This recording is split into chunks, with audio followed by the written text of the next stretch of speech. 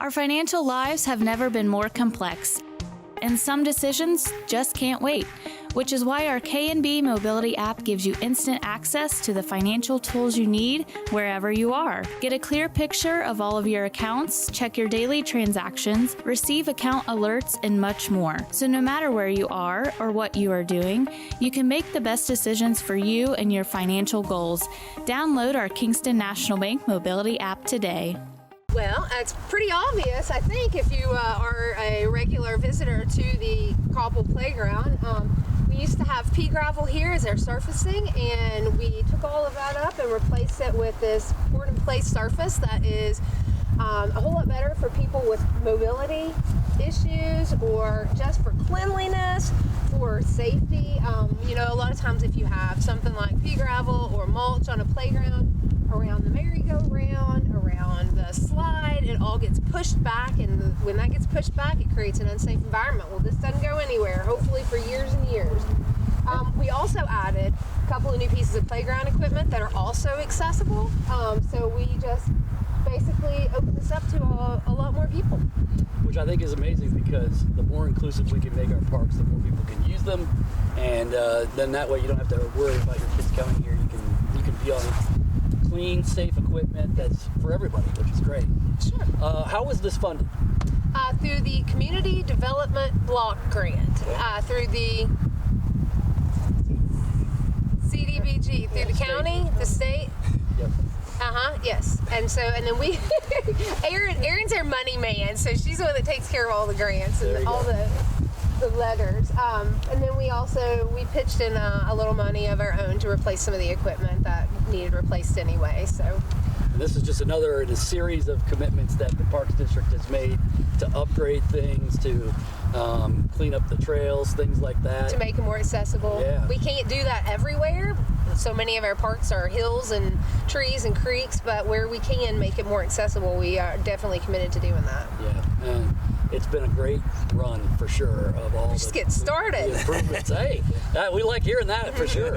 If we know one thing about parks help us attract folks, and that's great. When you have a good, strong park system, folks feel like they have places and spaces to go out to. So we appreciate that. So we're going to let Aaron cut the ribbon today, because she's the one that got the grant and rolled this thing up. Woo! Nice work. Could you tell me a little bit about what's new here?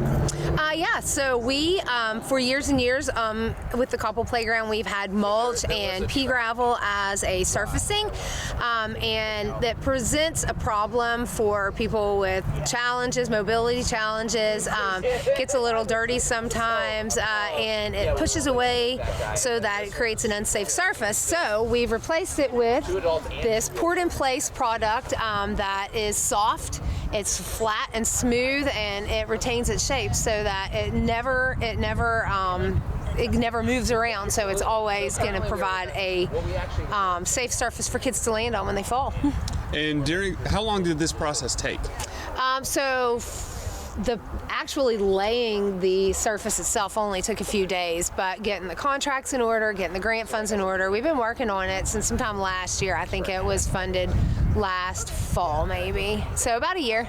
And you said just now that you guys were only just getting started on improving the parks. What do you guys have next? Oh, wow. Well, next, I don't know exactly what's going to be just next, but we have our nature center remodel. We just finished with phase 1, and we're starting on phase 2 of that, hoping to have that open in the spring.